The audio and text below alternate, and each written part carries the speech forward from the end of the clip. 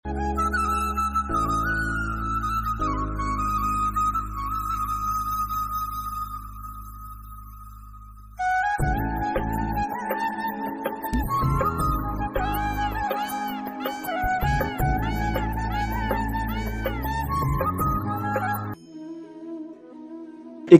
ছোট্ট গ্রামের আশ্রমে এক খুব কৃষ্ণ ভক্তি পরায়ণ সাধু থাকত। সে খুব ভক্তির সঙ্গে কৃষ্ণের পূজা করত। ভগবান কৃষ্ণের জন্য পায়েস রান্না করে ভোগ নিবেদন করত। প্রতিদিনই সে প্রতীক্ষায় থাকত কখন কৃষ্ণ এসে তার দেয়া নৈবেদ্য গ্রহণ করেন। কিন্তু তার একটি খারাপ গুণ ছিল, সে দরিদ্র নিচু জাতিকে খুব ঘৃণা করত এবং তাদের থেকে দূরে দূরে থাকত। তাদেরকে সে আশ্রমে ঢুকতে দিত না। সেই সাধু মনে করত যে কৃষ্ণ তো ত্রিভুবনের মালিক, ভগবান বড় মহলে থাকেন, নিজ জাতিদের মধ্যে তিনি থাকেন না। এই বিশ্বাসে বিশ্বাস হয়ে তিনি তাদের সঙ্গে কথাও বলতেন না। সেই সাধুর আশ্রমের একটু দূরে একজন কুষ্ঠব্যাধি গরিব একটি লোক ঝুবড়ির মধ্যে থাকত। সেও খুব কৃষ্ণ ভক্তি পরায়ণ ছিল। সে প্রতিদিন খুব কৃষ্ণকে ডাকত, কৃষ্ণের ভজন গানের মধ্যে ডুবে থাকত। ওই আশ্রমের সাধু তার বাড়ির পাশ দিয়ে যাবার সময় যেতে যেতে বলতো, তোমার ঘরে কোনোদিন ভগবান আসবে না, তুমি যতই ভগবানকে ডাকো। বেশ কিছুদিন পর ওই সাধু ভগবানের মূর্তির সামনে কাঁদতে কাঁদতে বলতে লাগলো, হে প্রভু, তোমায় এত ডাকি, তবু একবারের জন্য আসো না, আমার ভোগ গ্রহণ করো না। ঠিক তারপরের দিন এক গরিব নিচু জাতির বালক সেই সাধুর আশ্রমে দরজায় এসে সাধুকে ডাকতে লাগলো এবং বলল, আমার খুব খিদে পেয়েছে, আমাকে কিছু খেতে দিন। সাধু সেই সময় কৃষ্ণ পূজায় ব্যস্ত ছিলেন। এই পূজায় বিঘ্ন ঘটায় সে খুব রেগে গেল। বালকটিকে সে একটি পাথর দিয়ে আঘাত করলো।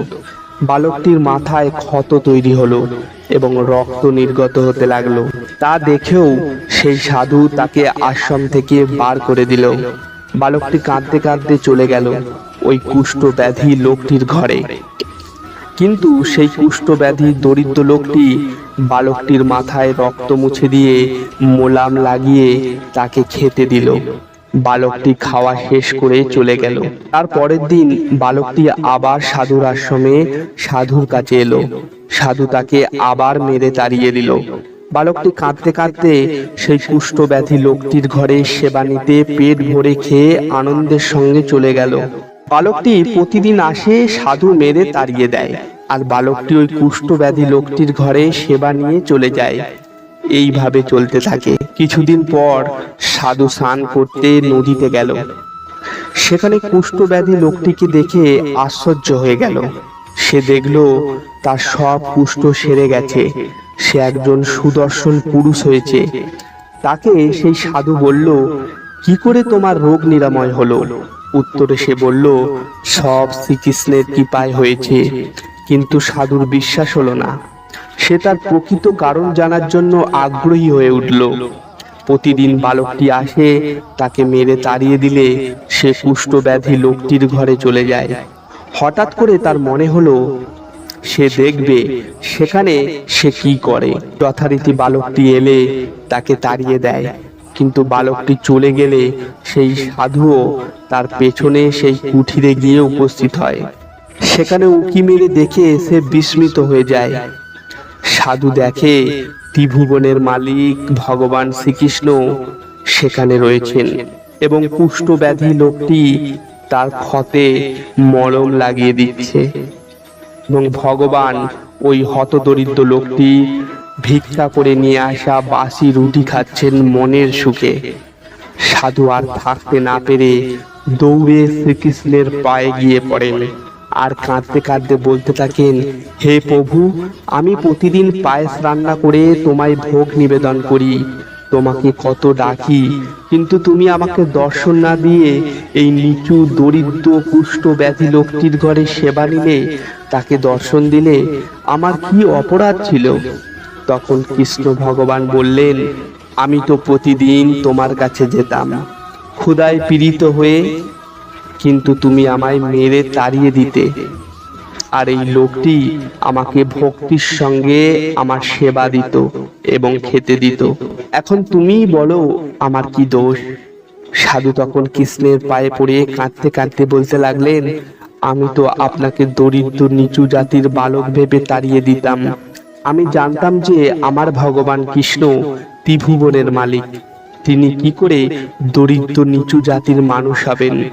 ভগবান বললেন, হে সাধু, তোমাকে কে বলল আমি শুধু রাজপ্রাসাদেই থাকি? তোমাকে কে বলল শুধু আমি 56 ভোগই খাই? তোমাকে কে বলল আমি দরিদ্র নিচু জাতির ঘরে যাই না? হে সাধু, আমি এই চরাচরে সমস্ত জায়গায় থাকি। ধরিত্রী, আকাশ, পৃথিবী সমস্ত জায়গায় আমি থাকি। আমি কখনো রাজপ্রাসাদের মালিক, আবার কখনো গরিব দরিদ্র ভিখারি। যে যে আমাকে ভালোবাসার সঙ্গে বাসি রুটি খাওয়ায় আমি তাই খাই, আবার যে অহংকারের সঙ্গে আমাকে 56 ভোগ দেয় আমি তা গ্রহণ করি না। আমি প্রত্যেক জীবের মধ্যেই থাকি। তুমি আমাকে দরিদ্র ও ধনবানের মধ্যে খুঁজেছ। তোমার থেকে এই লোকটি ভালো, যে জানে ভগবান শুধু ধনী গরিব নয়, ভগবান সর্বত্র থাকে। তোমার ভক্তি অসম্পূর্ণ। এই বলে কৃষ্ণ অন্তর্ধান হলেন। তখন সাধু সেই কুষ্ঠ ব্যাধি লোকটির পায়ে পড়ে খুব কাঁদতে লাগলো এবং বলতে লাগলেন, যাকে পাওয়ার জন্য জন্ম জন্মান্তর কত সাধু মুনি ধ্যান করেন, সেই ভগবান তোমার কাছে প্রতিদিন আসতো, আর আমি দরিদ্র নিজ ভেবে তাকে মেরে তাড়িয়ে দিতাম। সাধু ওই কুষ্ঠ ব্যাধি লোকটির পায়ে ধরে বলতে লাগলেন, আমার কোনো ভক্তি নেই, তুমি আমাকে তোমার শিষ্য বানিয়ে নাও, আমাকে ভক্তির পথে নিয়ে এসো। এই লোকটি তখন তাকে গলা জড়িয়ে ধরে বললেন, ভগবান পৃথিবীর সর্বত্র থাকেন।